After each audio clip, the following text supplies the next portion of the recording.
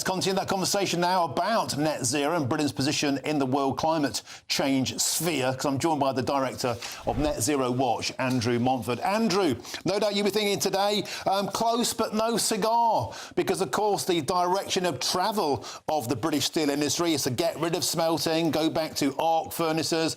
That's not strong enough, and we can't compete financially with China, but this as a key strategic industry funded by the taxpayer, what's your thoughts? I think it is a key strategic industry.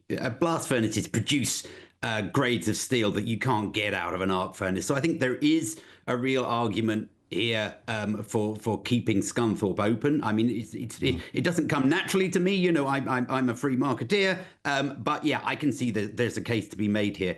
I think there is a real risk, though, that, you know, all those losses that the Chinese have been carrying for the last however many years are now going to transfer to the taxpayer. And we still have Ed Miliband in charge of energy policy. And yeah, as you quite rightly pointed out, he did close down that proposed coking coal mine in Cumbria. And, you know, he is going to be carrying on with our energy policy. So if we ever want to see Scunthorpe making money again, one of the things we need to do is to get its energy costs down. So let's get those local mines open again. And yes, brilliant. That would bring more jobs, wouldn't it? Wouldn't that be good for the economy in the state it's in? But yeah, I mean, I think we should be grateful that Scunthorpe is hopefully going to stay open.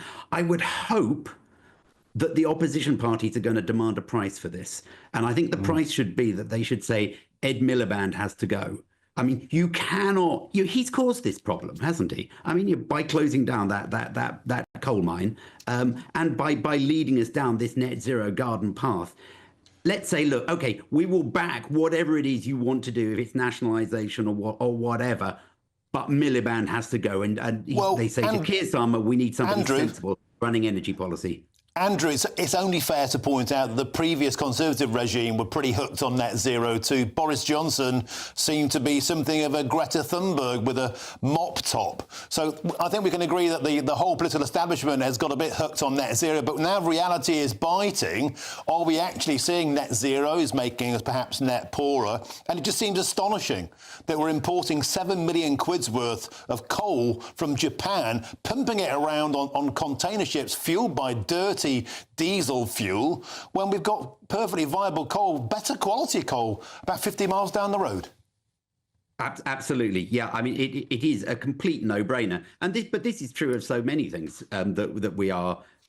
We could make them locally, but we don't. So yeah, you're quite right to point out that the Conservatives have led us most of the way down the garden path. But Labour are carrying on and are making it worse. Let us be grateful that Reform have turned the argument round. The Conservatives now seem to have turned on net zero as well. So there is hope, but we just need to do something about Ed Miliband, because he can make things much worse before the next election. And we've got a few years to go, haven't we?